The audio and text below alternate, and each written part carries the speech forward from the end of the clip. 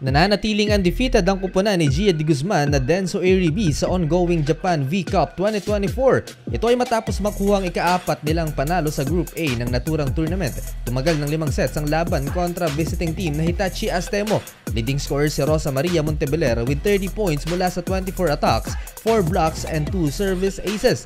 Sa panig naman ng Hitachi, 5 players ang parehong naka-double digit, subalit kinapos pa rin hanggang 5th set. Very limited lang ang playing time ni Gia de Guzman pero hindi kagaya sa kanilang mga nakalipas na laban. Nabigyan naman ito ng pagkakataon na tapusin ang set. Nangyari yan sa tail end ng second set kung saan lamang ng 5 ang Aribi's. Naitala ni de Guzman ang kanyang first assist via underhand set to Yuki Noda. Basta. 先ほど2枚替えで入った野田祐希があってセットポイントです。 1 point away from winning the second set, binigay ulit ni Gia de Guzman ang bola kay Yuki via reverse set.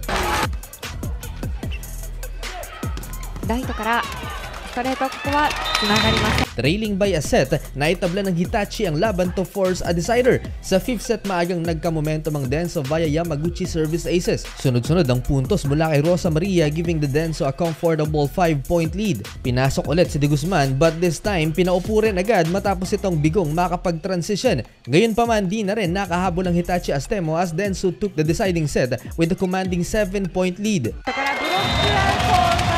Non-bearing ang game nito for Denso at Hitachi dahil parehong pasok na ang dalawa sa semifinals. May natitira pang isang laban ng Denso kontra PFU Blue Cats. 3-4 na sets ang kailangan nilang maipanalo to secure the number 1 spot.